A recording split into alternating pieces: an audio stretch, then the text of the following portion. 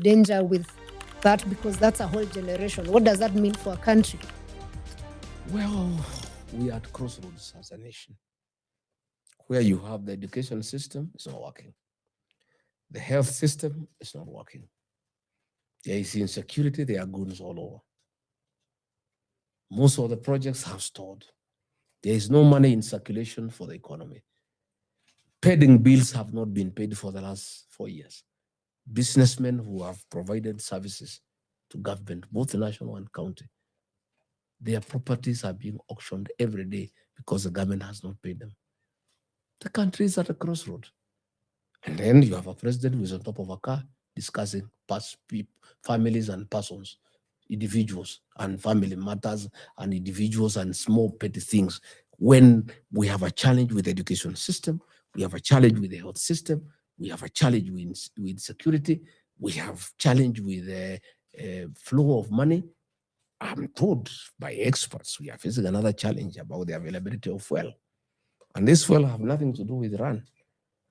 It has everything to do with what you call G2G, a program that was brought by William Ruto that smells of corruption.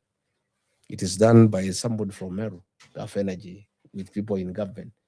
And we imposed, during Uhuru's time, we were paying 8% VAT. It was increased to 16%.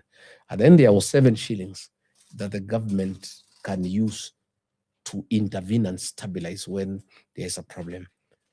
They did what you call sectorization. That money was used to borrow money. So that money is not available to stabilize the fuel market. So we are staring at a crisis. And I am shocked that instead of the president addressing that, he's addressing nonsense and pettiness and gossip and rubbish. We have real challenges as a country. And I can tell you people are getting very agitated. And if things are not well taken care of, we could have civil unrest. Because Kenyans will reach a place and say, no, this is too much, because nothing is working. Almost everything has come to a standstill. And the government is on a campaign trail, moving with money with bags, bribing voters, when nothing else is working. We have many children at home because money for capitation has not been released.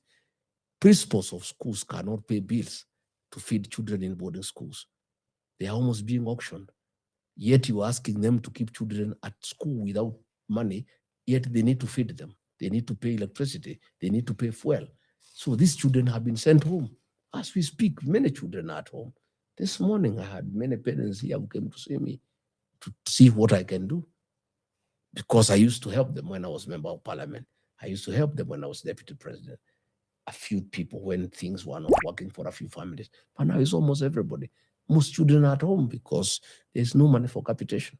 Yet the little money that is available, I said it's unfair for one region to build good schools. Another region has money that has been allocated in billions. They don't build schools. They use the money to build flats and malls in the city. And then their children come and take the places for the children of that region where people have built school. I see this unfair. And the people of Northeastern Kenya supported me because over 1 trillion shillings has been given to Northeastern Kenya. But there's nothing on the ground. We had great schools, Wajir High School. We had Northeastern Girls. We had Gabatura High School. Very good national schools. If the MPs and the governors in those areas have put money to expand the facility in those schools, I would propose a program where children from Central Kenya can also go there and study there so that they get to know each other and we develop a national culture. I don't want our schools here to be the preserve of the people of Central Kenya. I want all Kenyans to build good schools so that our children from every area can go and study in other areas. That was my point, because children from those areas with very low marks were taking places meant for children in this area with very high marks. And I'm not saying those children do not deserve a place. Those children from Northern Kenya deserve good education. They deserve an opportunity to learn and learn well. They deserve an opportunity to mix with other children.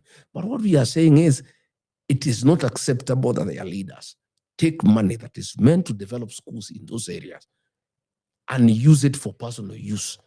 And then there are no schools in those areas. And then the children of the areas where money has been well spent are disadvantaged by those children. It's not fair. And those children from Northern Kenya are innocent. It is the leaders who have a problem. And we called them out. And I'm very happy the professionals and the young people supported me 100%. In fact, since I talked, the leaders from that area have started going back home because they never used to go. They were just staying initially in South Sea and they never go there. But now things are changing. They are being held to account. They are being forced by the people of that area to be accountable.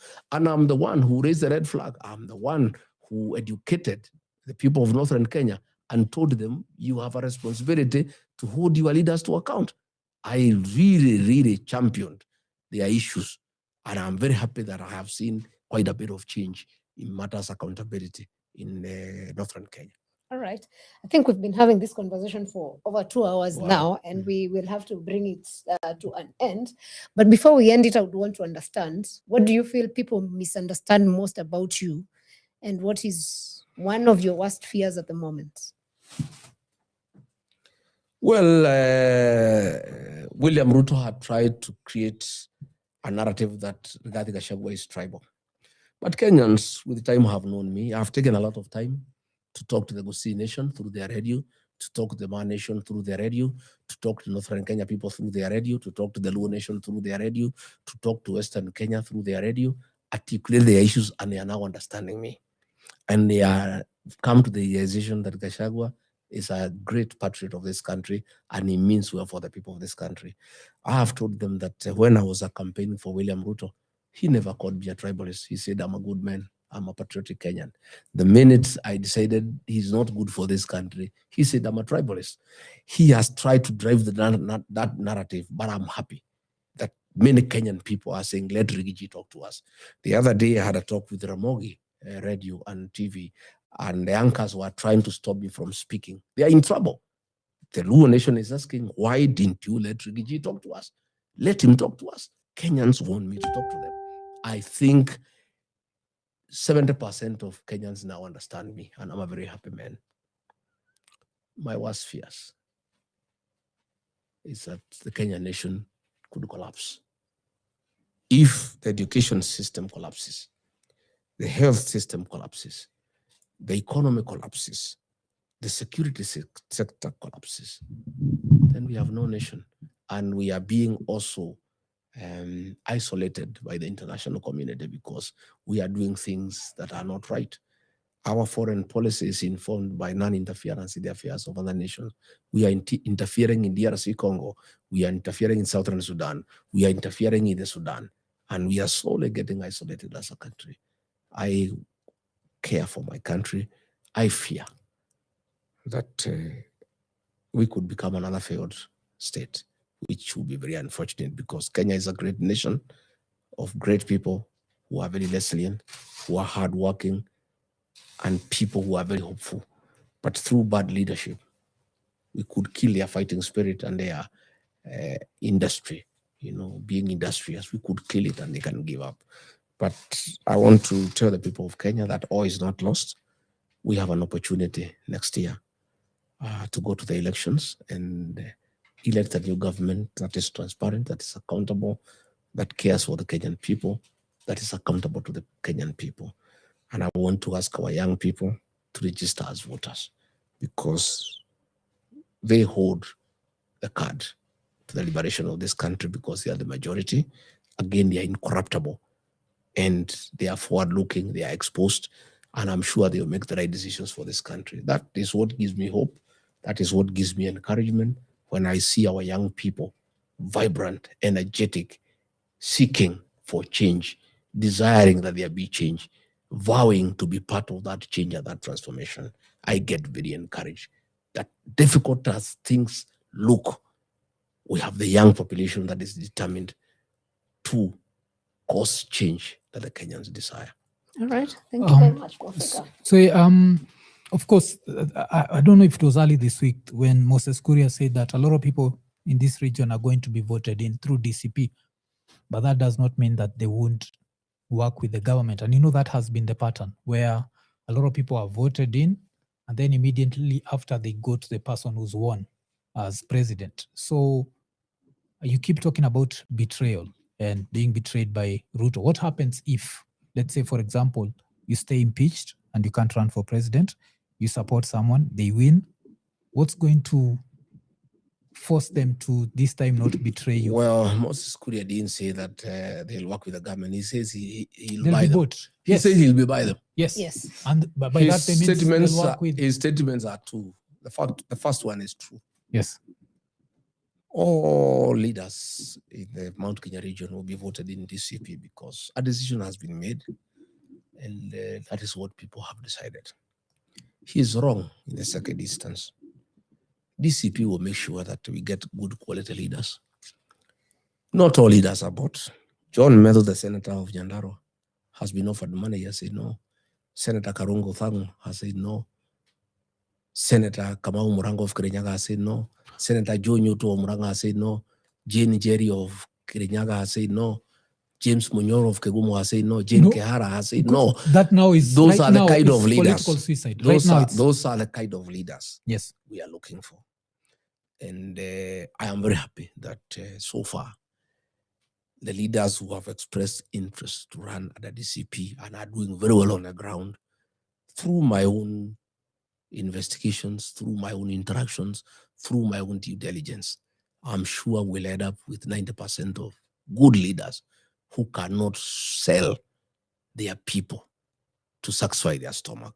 I'm sure we'll have great patriots, people who love the electorate, people who love their people who love their country, and will put the people's interests ahead of stomachs and the stomach interest. I'm clear in my mind, and I think we are in the right place, and I am very confident that we shall end up with good leaders. But you also understand that right now, no one can go against DCP because it would be political suicide. But after September next year, it won't be political suicide. If I've already been elected, I do not actually. So do you understand what he means? Yeah, we've seen the pattern where you see like even a lot of people in 2017 were elected because of Uhuru Kenyatta, but they didn't stay with Uhuru. Well, the person who buys people is William Ruto. He has perfected bribery as a tool of governance. To start with, he will not be there to buy them. He'll be in Sogoi. That gives me a lot of comfort. Number two, I'll be president. I'm not in that business of buying leaders. I allow the people, I allow the leaders to serve their people without intimidating them, without coercing them, without bribing them. But you see, like we are working with a scenario where you stay impeached. Yes. Oh, no, let me tell you, my brother. If you don't stay impeached, let me so let's look at that scenario. Let me also explain to you. Yes. Article 99 of the Constitution says that anybody who has a challenge with Chapter 6 and has gone to court cannot be stopped from vying until he has exhausted all the available remedies provided by law. My matter is before the High Court. Depending on the way it goes, there is another stage in the Court of Appeal. Depending on the way it goes, there's another stage in the Supreme Court. My matter now is 1.5 years. It has not left stage 1. Okay? I am very hopeful that that impeachment will be vacated so that I have no challenge at all. Even if it has not been vacated by the time we go to the polls and is still pending in the court, nothing in law stopped me vying for office. I'm a presidential candidate with the ballot. But you also talked about you and the others deciding on one person. We have agreed that we'll talk and agree that we shall have one presidential candidate. I'm very hopeful, extremely hopeful that I'll persuade them. Okay. That I'm the best man for the job and they should give me the ticket. And you also losing Bere North and losing that didn't put something in your mind that maybe, just maybe, the whole mountain is not. Nothing. You lost in Bere North. Nothing. Yes? I didn't lose Bere. I didn't have a candidate. I was campaigning for the candidate for the DP. But when you get time, study the politics of Bere North and South. Those two constituencies are the only two constituencies that vote with the rest of the mountain in matters presidential, Mm. but all the other seats are local affair because they practice the politics of clanism. If you look at the year 2002, when nobody wanted to hear about Kanu and Moi, Bere North, it was called Chicago then, voted for President Mwai Kibaki at a knock, 95%, and voted J.B. Muturi in as member. In 2007, when Kibaki was in PNU, they voted Mwai Kibaki in PNU, rejected J.B. Muturi in PNU, and voted for Lene Kivuti in Safina. In 2013, Bere North, called Chicago, voted for Uhuru Kenyatta at the TNA and voted for Jagagua and Abbas.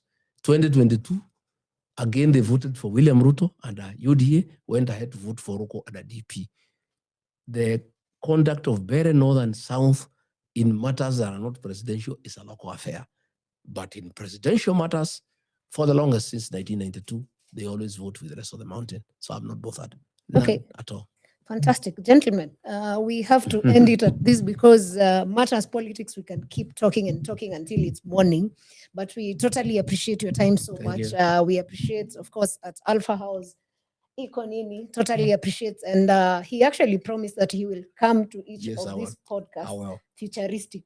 So watch out because there is more that is coming. And we totally appreciate your time. To you who's been watching this, we appreciate your time. Thank you so much. We were able to ask as many questions as we could. For those we didn't, watch out for the next episode. Have a good night and thank you for watching. Thank you. Ikonini. Asanteni, hata mimi nimeshukuru sana. Asante, tumeshukuru sana pia. It's long but easy. It's long but good, yeah. Thank you.